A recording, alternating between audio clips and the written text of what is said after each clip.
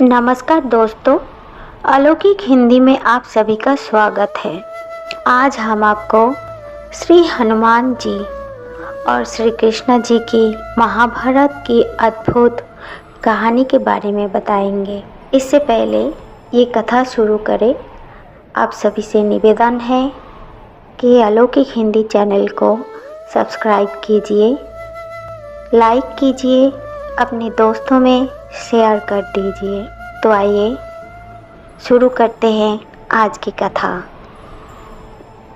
महाभारत केवल एक युद्ध की कथा नहीं है, बल्कि ये धर्म और अधर्म, सत्य और असत्य, भक्ति और कर्म का अद्भुत संगम है।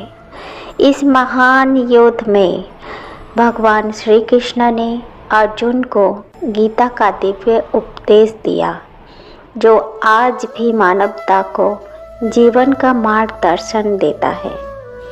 परंतु बहुत कम लोग जानते हैं कि इस युद्ध में भगवान श्री कृष्ण के साथ भगवान शिव के अवतार श्री हनुमान जी ने भी अदृश्य रूप में भाग लिया था। हनुमान जी ने अपनी प्रतिज्ञा के अनुसार भगवान विष्णु के हर अवतार में उनकी सेवा की और महाभारत में भी उन्होंने भगवान श्री कृष्ण की सहायता की। महाभारत में हनुमान जी की भूमिका मुख्य रूप से भीम से जुड़ी हुई है। कथा के अनुसार जब भीम अपने भाइयों के साथ वनवास के दौरान एक दिन हिमालय की ओर गए, तो उन्हें एक वृद्ध बानर के रूप में हनुमान जी मिले। हनुमान जी ने अपने शरीर से मार्ग को अवरुद्ध कर दिया। भीम ने उन्हें हटने को कहा, लेकिन हनुमान जी ने कहा कि वो वृद्ध और कमज़ोर है और भीम को स्वयं उनका पूंछ हटानी चाहिए। भीम, जो अत्यंत बलशाली थे, हनुमान जी की पूंछ उठाने की कोशिश की, लेकिन वो उसे हिला भी नहीं पाए। तब भीम को अपनी शक्ति पर गर्व करने का अहंकार टूट गया और उन्होंने महसूस किया कि ये कोई साधारण बानर नहीं है। हनुमान जी ने तब स्वयं को असली रूप दिखाया और बताया कि वो भी भीम के भाई है, क्योंकि दोनों ही वायुपुत्र हैं। हनुमान जी वायु के पुत्र हैं और भीम भी वायु के आशीर्वाद से पैदा हुए हैं। हनुमान जी ने भीम को आशीर्वाद दिया कि वे कुरुक्षेत्र के युद्ध में उनकी सेना की रक्षा करेंगे। उन्होंने अर्जुन के रथ के ध्वज पर स्थान लिया था, जिससे अर्जुन का रथ अजय बना रहा। हनुमान जी का भगवान श्री कृष्ण से मिलन। श्री हनुमान जी, जो त्रेता युग में भगवान श्री राम के परम भक्त और सेवक थे, ये रामायण काल में भगवान राम से वचन लिया था कि जब भी भगवान विष्णु किसी रूप में धरती पर अवतरित होंगे, वे उनकी सेवा करेंगे। जब भगवान विष्णु ने द्वापर युग में श्री कृष्ण के रूप में अवतार लिया और महाभारत का युद्ध छेड़ने वाला था, तो हनुमान जी ने भगवान श्री कृष्ण की सहायता करने का निर्णय लिया। हनुमान जी की शक्ति का प्रमाण। महाभारत में पांडवों में सबसे शक्तिशाली, बलशाली भीम थे, जो स्वयं वायुपुत्र थे। ठीक वैसे ही जैसे हनुमान जी। एक बार भीम कुबेर के बगीचे में वो फूलों की खोज में गए। रास्ते में उन्होंने एक वृद्ध बानर को देखा जो मार्ग में लेटा हुआ था।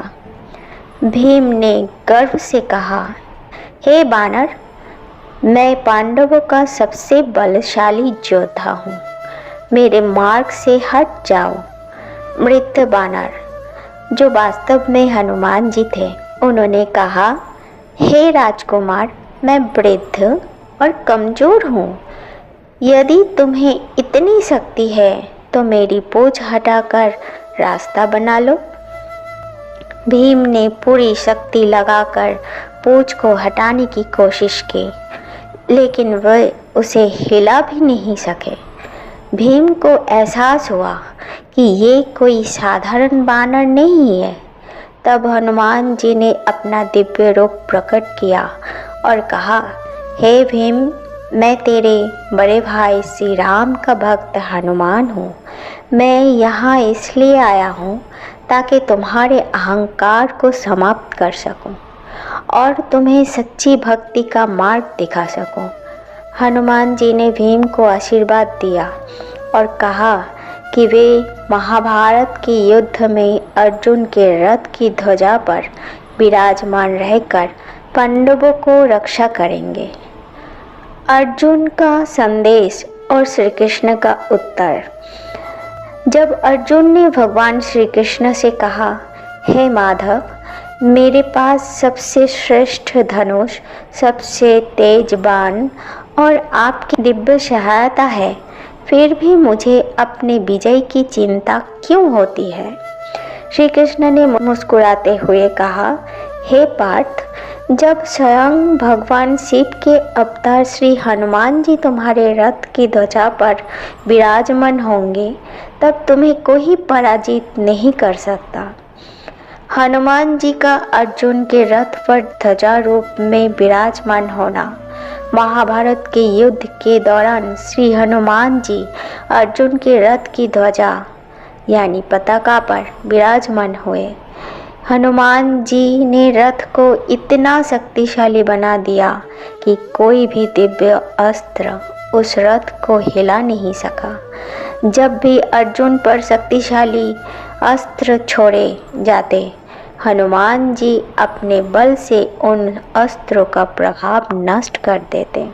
क्यों हनुमान जी ने रथ को भस्म कर दिया? जब महाभारत का युद्ध समाप्त हुआ और अर्जुन ने विजय प्राप्त कर ली, तब अर्जुन ने श्री कृष्ण से कहा, हे माधव, अब मैं रथ से नीचे उतरता हूँ। श्री कृष्ण ने कहा, नहीं, पहले तुम नीचे उतरो, फिर मैं उतरूंगा। अर्जुन नीचे उतर गए। श्री कृष्ण ने अपने रथ से उतरते ही हनुमान जी भी ध्वजा से नीचे उतर गए। तभी अर्जुन का रथ जलकर भस्म हो गया। अर्जुन ने आश्चर्यचकित होकर पूछा, हे माधव, ये क्या हुआ? श्री कृष्ण ने कहा, हे पार्थ, तुम्हारे रथ को पहले ही कर्ण, गुरु द्रोण और भीष्म के दिव्यास्त्रों ने नष्ट कर दिया था, लेकिन हनुमान जी के बल और मेरी शक्ति के कारण ये रथ सुरक्षित रहा। जैसे ही हनुमान जी ने रथ छोड़ा, ये अपने मूल रूप में आ गया और जलकर भस्म हो गया। इस कथा से हमें क्या सीखने को मिलता है? भक्ति और समर्पण की शक्ति। हनुमान जी ने भगवान श्री कृष्ण की सेवा में अपना अहंकार त्याग कर अपने वचन का पालन किया। इससे हमें सीखने को मिलता है कि सच्ची भक्ति और समर्पण से हम हर असंभव कार्य को संभव बना सकते हैं। अहंकार का नाश।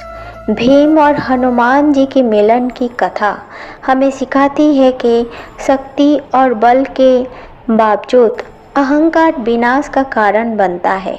विनम्रता ही सच्ची ताकत है।